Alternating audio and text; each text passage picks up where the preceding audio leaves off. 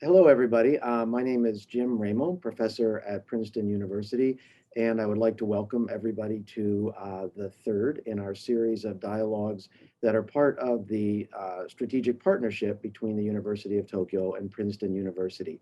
And what we've tried to do in these dialogues is to bring together colleagues from each of the universities to discuss a range of topics, but with a particular focus on the ways in which our world has been shaped, impacted by the COVID pandemic, and what we think things might look like on the other side as we hopefully emerge from this. And just by way of background, I'd just like to say a little bit about the partnership. This is, if you're interested in a more detailed introduction or background on the partnership, please take a look at the first of these dialogues, which has recently been uploaded to the University of Tokyo YouTube channel. My colleague, Masashi HANEDA here, provided a very nice detailed overview of the partnership. But basically, this is an agreement between the two universities that's been in place since 2013 to engage in a range of collaborative initiatives that bring colleagues together from the two universities to conduct collaborative research, to train our undergraduates, to train our graduate students across all of the disciplines that are supported by the partnership. It's been tremendously successful. I think we mentioned in the beginning, there have been 27 projects supported by the partnership over the past several years, and we look forward to continuing this going forward. And this really is an idea about how to bring people together and how to continue the conversation, given that we're not able to travel to each other's universities right now. So today, it's a real pleasure to welcome two colleagues who we're going to ask to talk about the very broad, ask their thoughts on the very broad topic of how the pandemic has impacted their research. And it's my pleasure to introduce my colleague, Professor Michael STRAUSS, who is a professor of astrophysics here at Princeton University. And he has been here for quite some time and has been a wonderful colleague in helping me acclimate myself to the university, and particularly to provide a background about the partnership, because he is one of the people here at Princeton who has been most I would say heavily engaged and very deeply involved with collaborations involving colleagues at the University of Tokyo for many, many years, and has been really instrumental in helping this partnership to thrive.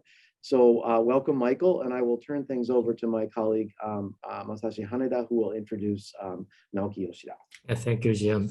It's my turn to introduce Professor Yoshida Naoki, who is a professor of astrophysics as well, and he belongs to a School of Science at the University of Tokyo, and also one of the principal investigators at Kavli Institute for the Physics and Mathematics of the Universe, Kavli IPMU, which is also a department of Institute of the University of Tokyo, and he obtained his PhD at the University of Munich in 2002.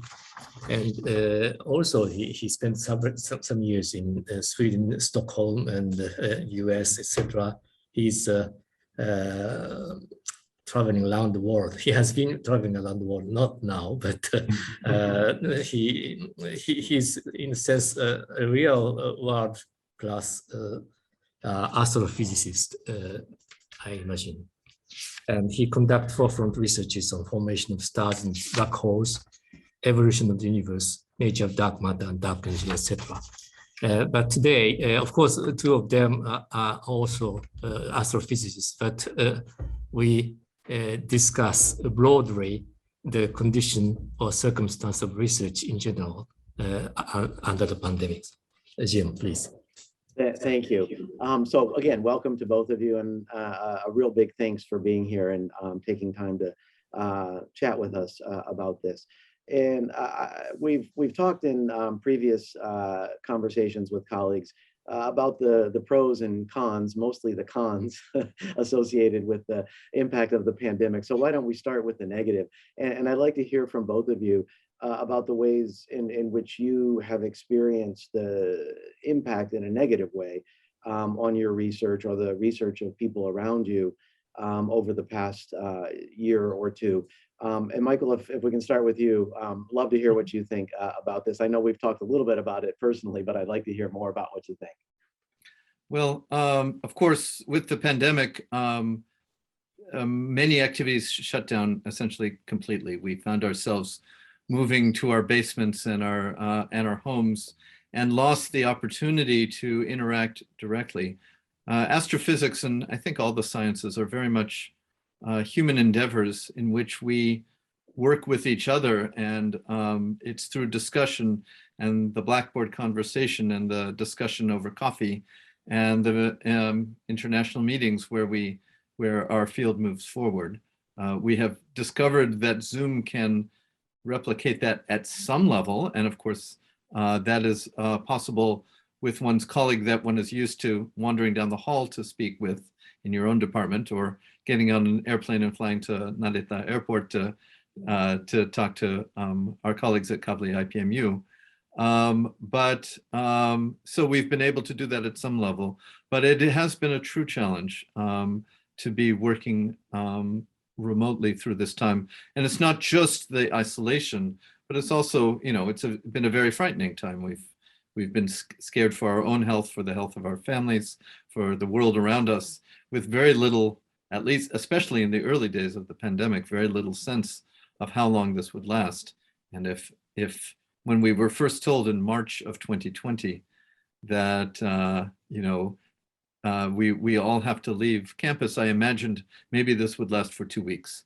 And now I finally was able to return to my office in July of this year, well over a year later, and start coming regularly. And that's a very long time. I think it's especially challenging, not just for those of us who are established, but for the younger people who are growing as adults, establishing their careers, where that interaction, that opportunity to explore new ideas, to make one's mark, to discuss with colleagues was very much curtailed, and that has been particularly difficult throughout.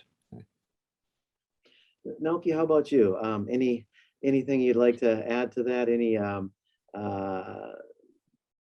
things that have been particular to you, or perhaps to the University of Tokyo or your lab? Yeah. Yes, the current pandemic has been affecting for a longer time than I anticipated.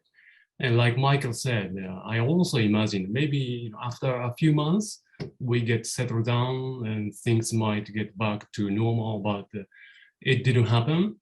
And I mainly work on theory and computation. So people might think, theory and computation, one can work isolated, or like even think and do calculation. But in fact, we spend a good fraction of our time for like chatting or discussion or meeting people in person, exchanging ideas and so on. That is a large fraction of our work. So in this sense, this pandemic quite badly affected our research activities. And I also participate in the large observational program, like Professor STRAUSS is leading, and it is also very much affected because we are restricted to go visit each other, and even talking to each other is not easy enough for us, even though we have these technology help like Zoom and online meetings, but still we have inconvenience and difficulties. We often like to say that we travel halfway around the world to have a meeting together. We sit in a room to discuss, to hear scientific presentations, but the real science happens over coffee and at the izakaya after that evening over beer, perhaps, where we talk about, get into the details and discuss things, and new ideas come out. And it's not just the new ideas, but also the connections and the friendships and the personal interactions that are so important. You know, the projects that we're doing, Naoki mentioned the large observational project. We're using a telescope on the summit of Mauna Kea, operated by the National Astronomical Observatory of Japan, called Subaru.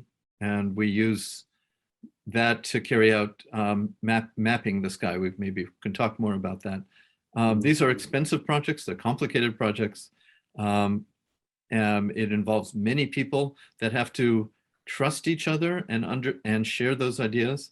And we've discovered over and over again that building that sort of trust just through emails and phone calls and Zoom meetings is not enough. It's that personal interaction is really important. And you know, over the now many years, well over a decade, we have been working on this project. It's built on collaborations that we've built previously with Japanese astronomers. And Princeton and Todai have a history that goes back at least to the 1980s of joint work of various sorts. And I myself really got involved and started traveling to Todai in mid-1990s for some of these projects. And so, you know, these are decades-long connections and collaborations, and the students from those days are now the professors of today, and becoming the future leaders and so on. So that has been very frustrating to see all that sort of halted by the pandemic. Please. Yeah, please. I was going to say, if I could just follow up with one additional question. You know, a lot of what I'm a demographer. Masashi is a historian. So looking from the outside, astrophysics sounds like a very, very different kind of research, but everything you've just said resonates completely with my own experience, and I'm guessing with Masashi's as well.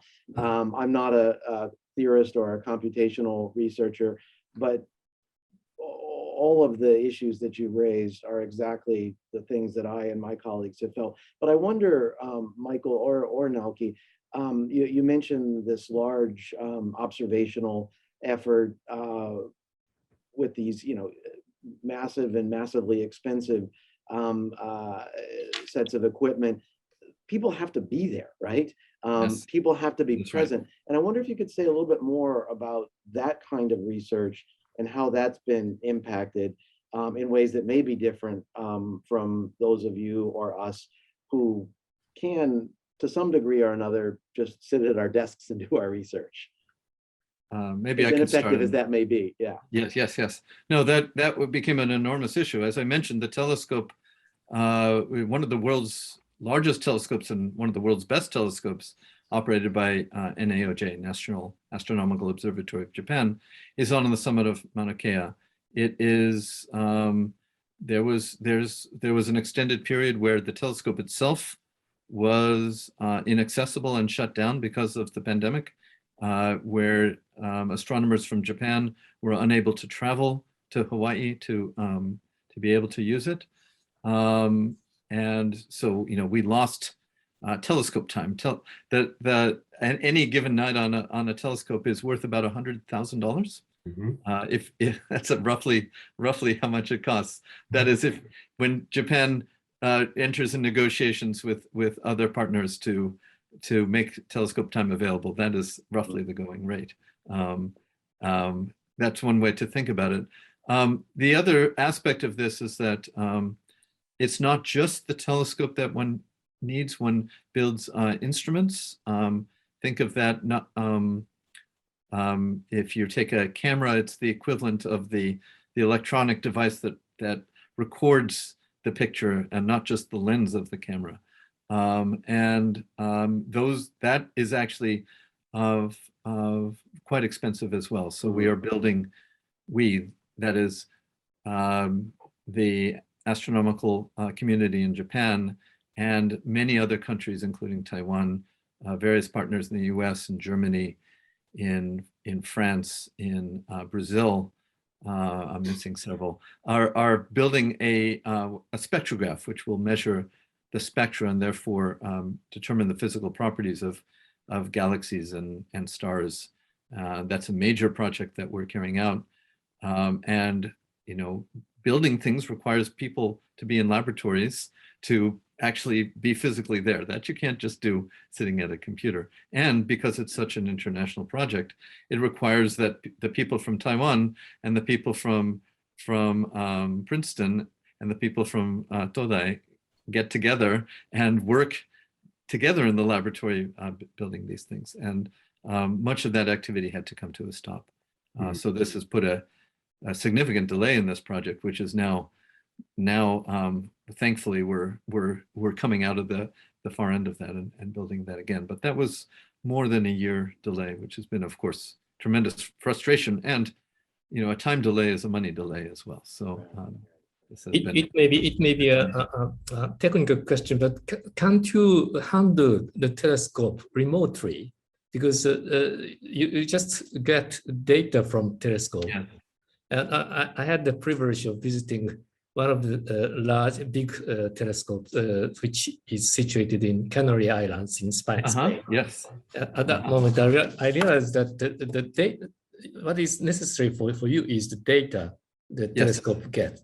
So in this respect, you can't sit just in front of the screen, or you need to go there. Certainly. Well, for routine observations, the astronomer typically, now with the Subaru telescope, for example, the astronomer does typically sit at home and operate the telescope, but you still need a human being at the telescope.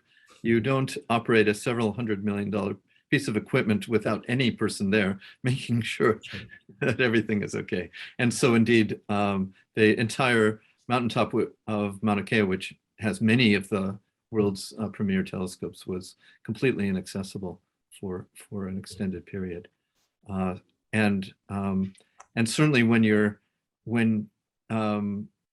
starting with a new instrument or a new mode of observation, then again you need the human beings there to make it work. So you're right that the number of people that need to physically be there is small, but it's not zero.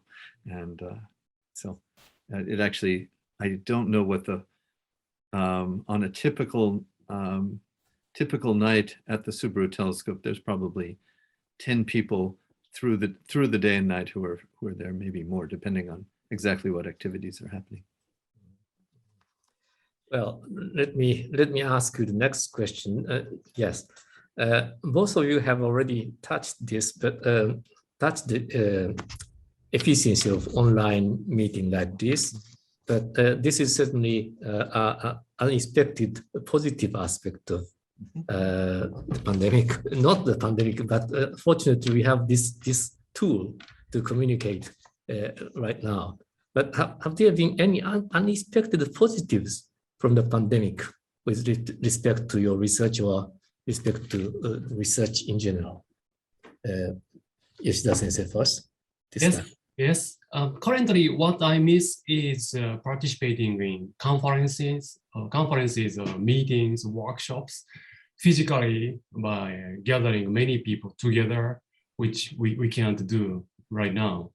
But so we almost immediately moved to this kind of online system, like online meeting, online conference, and I found a very positive side was that the people in remote locations can easily join. So one example is just last week I hosted an online workshop, and it was actually a midnight in Japan. But however, from a variety of countries, from US, Europe, they could join quite easily, and which, you know, at the normal time, probably they need to fly to Tokyo, like typical intercontinental flight, like over 10 hours or so. So for say a one-day workshop, it would be very even costly, but we could host such online international meeting in a sense quite easily right now. So all we have is this like Zoom monitors and talk to each other, but still this we now have a lot of flexibility in this sense, except this time zone, like now night in Princeton and morning in Tokyo, something like this. And when people worry about that, I say, well, it's still easier than getting on a plane and flying for 14 hours, and you have to change the time zone anyway. And I mean, again, you don't get the izakaya experience, perhaps, but you get to go sleep in your own bed. It's much easier. And you know that izakaya is of course important, but nowadays, this is my next question. Additional question is that we know that from the interview to your provost and our executive vice president last time, there is a huge difference between Princeton and UTokyo right now, because the life comes back normal in Princeton, but mostly. But on the contrary, in Japan, in Tokyo, although the number of infectious people is decreasing considerably, we still need to, I would say, keep very vigilant, and we can't go to izakaya very freely, and the gate of universities is still closed. So the situation is quite contrasting between Princeton and UTokyo. Do you feel something like this, the difference of condition of research between Princeton and UTokyo? How do you think about, what do you think about this? Certainly, you know, through the whole pandemic, I was talking with various colleagues. We were still having our Zoom meetings and many discussions. And there was a period there where I was, and everyone here at Princeton was still in our individual homes and unable to go to our offices. And I understood from my colleagues that there were at least periods where things felt relatively normal and they were able to travel at least to their offices and interact with each other. And now it sounds like things have shifted. I don't know the latest COVID numbers, but the number, you know, as you know, in the United States, the numbers are still quite high. At Princeton, we have very regular testing so we can say with confidence that there are very few cases on the university campus.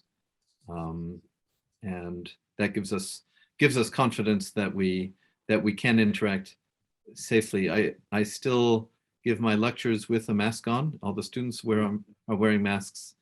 So it doesn't feel completely normal, but we can have direct human interactions, which is really, really very nice. The situation in Tokyo is not the same with Princeton. Yoshida-san, please. Yes, I every semester I used to see a lot of new students walking around in our campus, but this time over the past year I couldn't see that, and I feel even like lonely. The campus is like very empty, and I think this working and studying home is affecting much to students themselves. And we say faculty members come to our offices and work and then do things, but many of the students still can't do this, and they take online courses and so on. Again, for similar reasons, as I said, there are efficient, flexible aspects of this online class and so on. But still, I think students want to meet their colleagues and other students and new people to get acquainted with each other. So that is something we definitely need to get back to the normal very soon, I think. Let's hope so. I'm sorry, I was going to say that one of the things that we discover is that if you already have established a relationship with a student, with a collaborator, if you have already started a project and then switch to the online, then it's not ideal, but you can continue working. It's much more difficult to begin that intellectual relationship. When you're teaching a class to students that you've never seen directly, you've only seen on the Zoom screen, if you're doing a collaboration with colleagues and starting a new project, that's much more difficult, and that really has been a big challenge. Let me follow up on that with a slightly different question. I think when we talk to our colleagues about any sort of unexpected positives that have emerged out of this, Zoom and the ability to communicate like you guys have just described really sort of jumps to the forefront. But I wonder if there are any other things, new policies, efforts, ideas that either your department in particular, or perhaps your discipline has adopted to sort of mitigate the impact of the pandemic on research, or perhaps to think about mitigating or sort of getting ahead of the curve, so to speak, to prepare to lay the groundwork for dealing better with the next one, if and when that comes along. I'd be really curious to hear if there are any thoughts that you guys have on that front. How about Naoki? How about you on that? Yes, I have, so far I have thought of many substitutes. Like I have like an online office hour, so I keep being on Zoom like this, and I tell the students this Zoom address so that they can come for a specified time, like Monday afternoon. I'll be on this Zoom, and then you can ask questions a lot. Now I also consider these difficulties for students in my class, so I keep the real lecture short and try to have an ample time for interaction, the questions. Basically, I increase the frequency or the number of occasions that students can at least try to speak to me. And many professors and university-wide, we adopt this kind of, say, mitigation or like substitute. But I don't think it is working like 100% in an effective way. But still, we keep thinking, and we do whatever we can do. But still, I think really the best thing is to allow students to come, even with a small number of people, like 3 or 5 simultaneously, and meet and talk with each other. And we do provide a variety of such occasions in our department. Michael, how about you? I mean, we try to do similar things. Again, I don't know how successful it is. It's much easier from the student's perspective to do that if they already have a relationship with you. If they don't know you very well, we always as professors feel a little frustrated that our students, as one of my colleagues put it, my students treat me with too much respect. That is, that they keep us a little distant, or they feel intimidated to come and talk to us. And that's particularly challenging in these pandemic times. I think another thing that the pandemic has made clear, and as we try to think about things that perhaps a positive outcome of the pandemic is, it's made a little bit more clear the very different situations that our students are in, and that some students really do not have the resources at home to, good internet connection and a quiet environment to work, for example. And that becomes a little bit more clear when everyone is stuck at home. And I think I'm hoping that one positive outcome of the pandemic is a broader realization of sort of the range of circumstances that the students have, and realizing that they're not all having the same sort of privileges and support that we may be familiar with. To follow up just a little bit on that, Michael, earlier in the conversation, you mentioned something about the difficulties that perhaps younger scholars, our junior colleagues, were having. And I wonder if there have been any things that have been implemented, discussed, planned with respect to supporting that kind of difficulties that young scholars may be having at that very sensitive point in their career. Yes, yes. No, Either I think in your own department, the field more generally. Yeah. Yeah, I think it is particularly challenging for those who are in the research context, those who work in laboratories, where again, one needs to have the physical connection. Those people, I think it's been particularly challenging for my younger colleagues who have small children at home, and then everyone is at home. And that becomes a huge challenge to move forward. And I think, you know, the university has tried to put in at least some level of support, but it's at least a recognition that people are really affected in different ways, depending on the specifics of their home situation.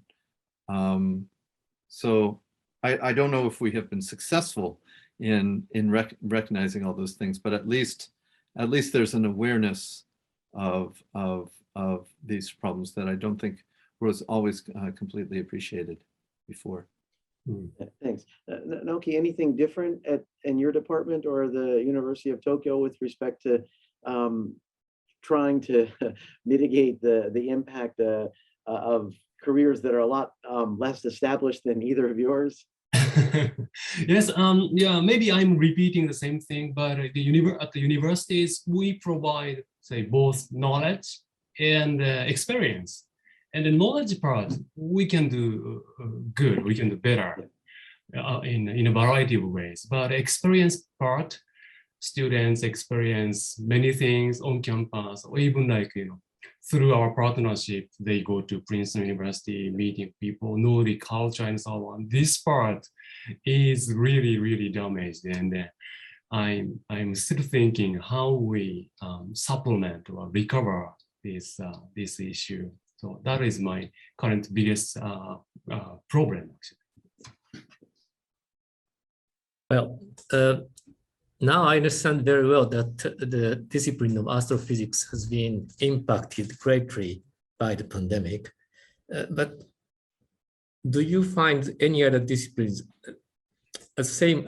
greatly impacted the same as this physics, astrophysics, or less impacted less affected by the pandemic? Are there any imbalance or any inequality among all disciplines faced to the pandemic? What do you think about this, Michael? Well, I think I mean, I don't know the answer to that question. Again, I think different areas, you know, the methodologies that different fields use are quite different. You know, much of the work that Naoki does, for example, is computational, using computers that he can, I imagine, can access from his laptop at home. Much of the work I do involves analysis of large data sets. If the data already exists, then again, they can be analyzed at home. If you're a laboratory scientist, then it's a very different thing. I could ask the same question of you as a historian and demographer. Yeah. The demographer needs to go and talk to people, as I understand your field. The historian needs to look at primary sources, which are probably only a small fraction are available online. So I think it's quite different. And in other of the humanities and social sciences, it must be again, I have no expertise to speak to that, and the two of you probably can tell us much more. Yes, from your perspective, what do you think about this imbalance? Yes, this is an interesting issue. My impression is for any research community or in any research areas, the research is a human activity anyway. And this human meaning not only individuals, or more it means more about the relationship and collaboration and so on. So I think I know things are very different depending on the exact research area, from physics to sociology and so on. But at a very fundamental level, what we do is like a human activity, and then that we really need a communication and even meeting in person and so on. So in this sense, I think we are equally affected, maybe in both bad way or in some positive way, I think. That's really insightful point. I really appreciate that. I was going to respond to Michael's point in saying that I think actually you and I are kind of similar. We both work with data sets. Yours, I think, are much larger than mine, but we can certainly do our work from pretty much anywhere. But you had mentioned talking to people, and in the field of sociology, where I'm also located, that's really been the big one. When the pandemic came, and there were people in the field, as we say, living with and interviewing, talking to people, collecting data, that was all shut down. And that really, for young scholars in particular, graduate students working on their dissertations, that was an absolute catastrophic impact. Yes, in a way sure. that I experienced nothing like that from my own work.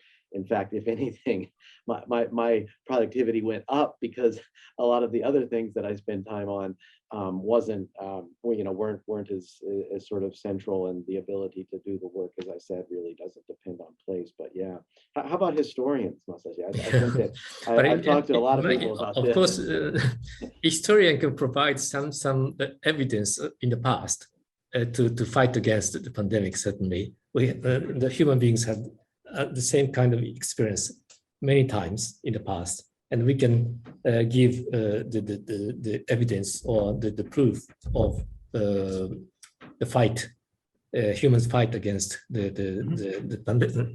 pandemic or the virus in the past. But at the same time, I have to say that it now becomes very important to collaborate.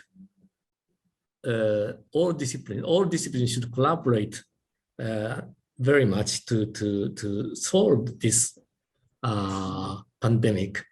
Not only medicine and epidemiology, but also sociology, politics, economics, and culture. Even culture can be integrated into the whole issue. That means each discipline should be, of course, independent, but at the same time, we need to collaborate more to solve, to find the better solution vis-a-vis the current condition, current situation. And this kind of dialogues is a very good example. We combine, for example, sociology, the evidence of sociology with economics. This kind of, I would say, trial should be much more conducted or necessary for academics belonging to the university. That is my own conviction now. And in this respect, the role of the Tokyo College is very important, because we need to put different disciplines together and create a new knowledge. Yeah. One of the things that astronomers are particularly well trained in is data science and analyzing large data sets. And in that context, some of my colleagues have taken the data on basically the epidemiology data, the data that about the rate of infections and other such things, and analyzed it using tools from astrophysics and used them to try to make predictions about the spread of the virus and so on. There's been some quite high profile so the astrophysics appears to be very far from, situated very far from the issue of pandemic, but yes, nevertheless you can contribute to absolutely. Yeah. Yes. Okay. Right. Yeah. That's right. Let me follow up with one more question here that's related to what we've just been talking about, but I want to sort of come back to the fact that we're here as part of the Princeton University of Tokyo partnership, recognizing the fact that the four of us, it's very clear that for us, international collaboration, work with our colleagues across the world. Michael, you've already talked about this. This is essential. It's critical. It's what we do. It's what we do. It's what we do. Yes. It's our lives, and it's what makes the research good, and it's what makes the research enjoyable. as well. But I'd like to ask for your thoughts on this in particular. I know that we've already talked about it just a bit, but I'd like to see if we can expand on that a little bit more to think about what, if anything, your department, your discipline is thinking about in the context of the likelihood that there's going to be another pandemic, or there's going to be other kinds of issues like this that are going to really complicate the kinds of work that we have grown used to over many years. Are there things that you've talked about that are in the works, or that maybe you're just mulling over in your head, that would be useful in facilitating circumventing some of these problems that we've experienced to maintain international collaborations above and beyond what we've done already with respect to Zoom and things like that? I realize that's asking you to think outside of the box, but right. Yeah. Well, I think one of the things that was very much a discussion before the pandemic, and as we sort of look to the future, is very much an issue, is discussions of climate change. And you know, astronomers would say my first thoughts when these discussions were happening is, well, astronomers surely are have the smallest impact. We don't create polluting devices or anything else, but we actually do. Our impact is not quite as small as we might have thought, because we do travel. We're used to traveling a lot, and you know, one of the things that's clear is that, you know, the transportation industry overall, the amount that humans travel around the world has a significant impact. And I'd like to hear Naoki's thoughts. He does large-scale computing, and the energy budget of those running those computers ends up being large enough to actually be a significant contributor as well. And so there's real discussions. I'm not sure quite answers, but at least discussions in the astronomical community, in the science community more generally, about how we can make our research efforts more sustainable. Because if we want to be doing this 20 or 30 or 50 years from now, then we really do have to worry about these things. It's indeed a hot topic, and I heard many researches on that, even in our community, meaning like say, in general, like carbon emission of our research activities. And I know, like, you know, nowadays we use machine learning and deep learning on running on large supercomputers, and that uses huge electric power. And then in the training part for many machine learning or deep learning AI, they actually consume a lot of electric power in total. And converted to the net carbon emission, it's a huge amount. And I saw one article like comparing to our daily activities like driving cars and traveling and so on. So I agree with Michael. In the next decades, we really need to think about the sustainable astronomy research activities, and this for environments. It's a very good an axis to think about how we move on to the future. Thank you. So you can make use of your experience right now to create a better future for your own research. Yes, certainly. Yeah. And not just for our own research, but for the world, of course. For the world. We don't just think of it selfishly, but it is something that hopefully will benefit us all. Yeah, so that is because of the climate change, or because of the climate change, you now understand that you need to change your direction. But because of the pandemic, are there any new direction of your research? You find new topic to challenge, to tackle in your own field? Apart from the epidemiology. Well, we have been working, as I mentioned, these surveys with the Subaru telescope. And, you know, what we're doing is at the same time, well, the picture that you see in my background is actually a picture from from the Subaru telescope, this deep survey. And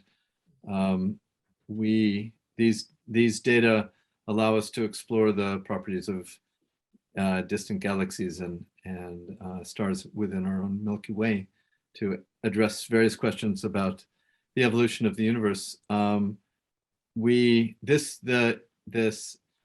part of the survey that is taking these amazing pictures is actually nearing its end, and we're now transitioning. I mentioned the spectrograph that we're building, and have been doing the scientific planning for that for some time, that really defines, in some sense, this will be my own personal scientific direction for the next decade or so, probably until about the time I retire. It is, one of the things that astronomers are constantly learning is that the project that you design for or prepare for ends up going in interestingly different directions than you had initially assumed, because new discoveries are made. The history of astronomy is full of serendipitous discoveries that people, in carrying out observations of one sort, discover completely unexpected things that open up entirely new research directions. And one of the ways that we do that is by carrying out surveys like this, mapping the sky and finding things that we didn't anticipate, because we're trying to measure, in some sense, everything that there is. I'm not sure that's quite an answer to your question. I'm not sure we can give the pandemic any credit for that. It's a broader thing. You have any new topics for your own research? I can't really think of any specific ideas or directions, but interestingly, through this pandemic, I had occasions to meet other people other than astronomers, like this time, like meeting historians, meeting sociologists. It's quite rare. But I had this kind of occasions, and then I more think about the astronomy research, physics research output to our society in some sense. So maybe the ordinary time I mostly meet astronomers and physicists and think about these things, but I now think more about how we sort of contribute to a society or make a better output in better way and so on. So that is something I would spend a fraction of my time, I think, in this direction, in fact. That's wonderful, Naoki. I think that again, what you say really resonates with me, not necessarily with my research, but certainly with the involvement in the partnership, these kinds of opportunities to talk with people who don't intersect with my own research at all has been just absolutely fascinating and really rewarding. So, Masashi, anything else that you'd like to add? I think we're getting towards our time here. Yeah, because of the pandemic, we now realize clearly that any aspect of human beings, any activities are interlinked very much closely. That's right. We realize this. Of course, it is quite. Of course, it is normal, but we haven't found this or realized this very clearly. But because of the pandemic, now we realize this question, and to fight against or to solve this question, the pandemic issue, we need to collect all our knowledge collected or accumulated in each discipline. That means not only we can't work only within the framework of historical studies or sociology or astrophysics. We need to collaborate more. And in this respect, the university is a very good place, especially the comprehensive research university like Princeton, UTokyo. These universities are very important for tackling the pandemic issue, or not only the pandemic, but also the very complicated issue, the social issue or political economic issue in the world. So let's hope that our collaborative activities are developing much in the future, not only between Princeton and UTokyo, but also worldwide, certainly. But our strategic partnership is very important, certainly. And that is my words on research. Thank you very much. And I guess as we get towards our time here, I'd like to just take the opportunity, Michael, Naoki, to thank you both tremendously for your willingness to join us here and to share your thoughts. I think I've said this already, but I'm really struck by the similarities between a demographer and two astrophysicists in terms of our astronomers, in terms of the impact of COVID on our research activities, but also quite fascinated by the differences that you mentioned, particularly. You were talking about some of these really large-scale, hands-on kinds of efforts that are a little bit different. So this has been tremendously helpful, fascinating to me to listen to. Again, tremendous appreciation for your time.